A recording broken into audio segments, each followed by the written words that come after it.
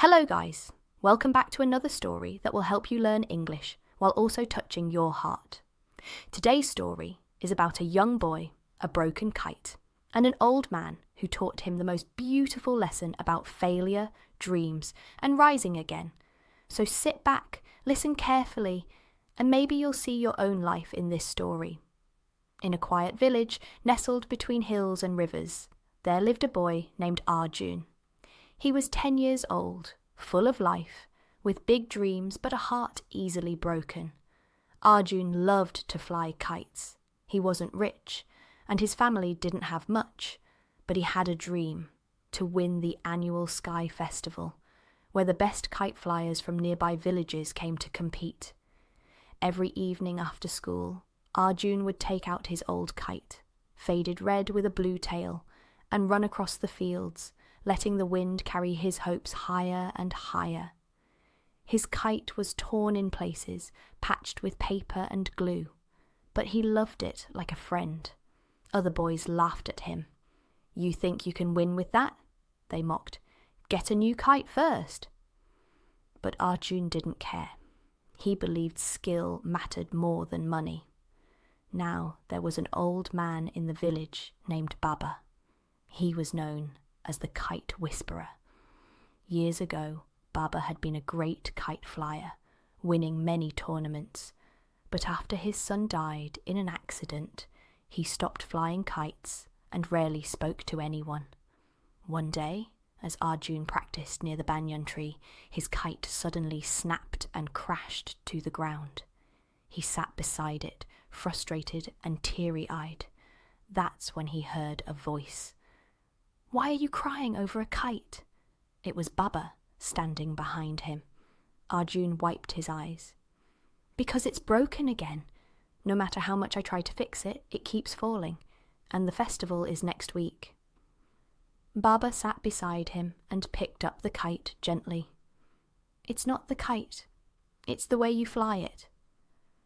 "What do you mean?" Arjun asked. Baba smiled faintly. "Let me tell you a story." "Many years ago," Baba began, "there was a boy like you. He had nothing but dreams and a tattered kite. People laughed at him too, but he practiced every day, not because he wanted to win, but because he loved the wind, the sky, and the freedom." The day of the competition came, and just as he was about to win, his kite was cut by a sharp thread from another boy's kite. It fell. He didn't cry. He picked it up, fixed it, and flew again. Not for the trophy, but for the joy. Eventually that boy won many festivals, not because he had the best kite, but because he never stopped flying. Arjun looked at Baba with wide eyes. "Was that you?" Baba just smiled. The next day, Baba gave Arjun something surprising: a set of tools, thread, bamboo, and coloured paper. "We'll build a new kite, but you must promise me one thing." "What's that?" "Don't fly to win, fly to feel." For the next 7 days, Arjun visited Baba's house every afternoon. Together they built a beautiful kite, orange like fire, with a long golden tail. Baba taught him how to balance it, how to understand the wind, and how to control the thread with gentle hands. He also taught Arjun something even more important: patience. "The wind will not always blow your way," Baba said, "but if you wait, it always comes back." The day of the Sky Festival arrived. Colourful tents were set up. Hundreds of kites danced in the sky, bright blues, greens, purples, and golds. Arjun stood with his new kite in his hands, heart pounding like a drum. The crowd laughed when they saw the little boy from the village. "He's flying again," they whispered. "Let's see how long it lasts." But Arjun was calm. He remembered Baba's words. "Fly to feel." The whistle blew, and the kite soared into the sky. Arjun let his go last. His orange kite rose slowly, catching the wind like a bird opening its wings. He didn't rush. He let the wind guide him. One by one, other kites were cut down. Threads snapped, tempers flared. But Arjun's kite danced and weaved, floating like it belonged in the clouds. The final round came down to 2 flyers, Arjun and a boy from the city with a shiny, expensive kite. The crowd grew silent. Then suddenly, a strong gust of wind came. The city boy pulled hard, but his kite lost balance and crashed. Only one remained in the sky, Arjun's. The crowd erupted in cheers. The little boy from the village had won. But Arjun didn't shout or jump. He looked up, smiled, and let his kite fly a little longer. Baba, watching from afar, closed his eyes and smiled too. Later, as the prize was handed to him, Arjun was asked, "What's your secret?" He replied, "I didn't fly to win. I flew to feel."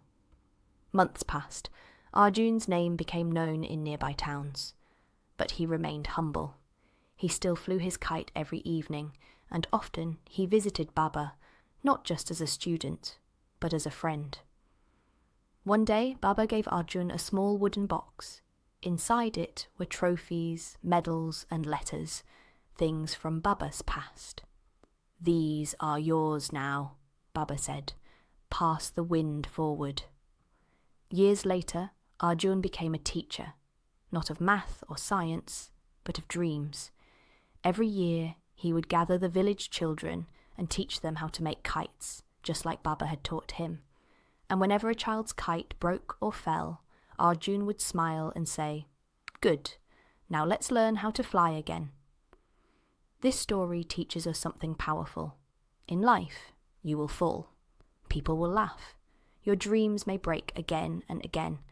But it's not about never falling. It's about learning to rise with every fall. Like Arjun, fly not to win, but to feel. Love what you do. Respect those who guide you. And most importantly, never give up. If this story touched your heart, don't forget to like this video, share it with someone who is chasing their dreams, and subscribe to the channel for more heartwarming stories in simple English. This is your friend from English Medium, reminding you to always keep your kite flying, no matter how strong the wind.